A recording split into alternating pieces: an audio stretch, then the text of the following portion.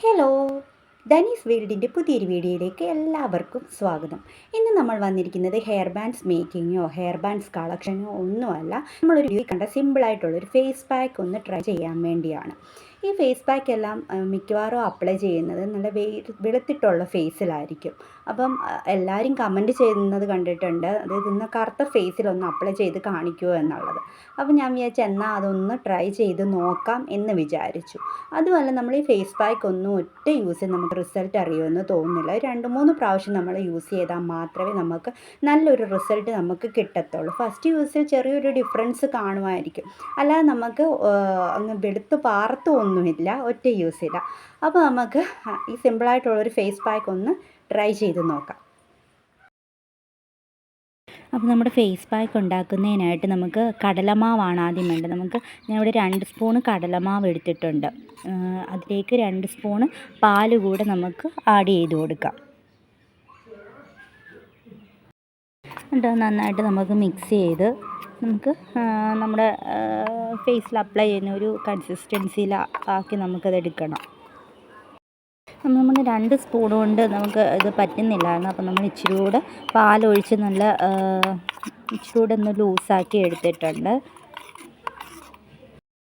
അപ്പം നമ്മൾ face pack apply ചെയ്യുന്നതിന് മുമ്പ് നല്ലപോലെ നമ്മുടെ ഫേസ് ക്ലീൻ ചെയ്തിട്ട് നല്ലപോലെ നമ്മൾ വാഷ് ചെയ്തിട്ട് ആണ് നമ്മളിത് ഫേസ് പാക്ക് അപ്ലൈ ചെയ്യുന്നത്.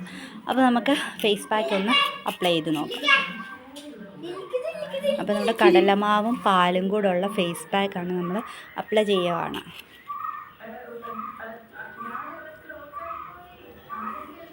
അപ്പോൾ നമുക്ക് മൊത്തം അപ്ലൈ ചെയ്തിട്ട് കാണാം. അപ്പോൾ നമ്മൾ ഫേസിലും നെക്കിലും നമ്മളത് അപ്ലൈ ചെയ്തിട്ടുണ്ട്. നമ്മളിനി ഒരു 10-15 മിനിറ്റ്, അതായത് ഒന്ന് ഡ്രൈ ആവുന്നിടം വരെ ഒന്ന് നമുക്കൊന്ന് വെയിറ്റ് ചെയ്യാം.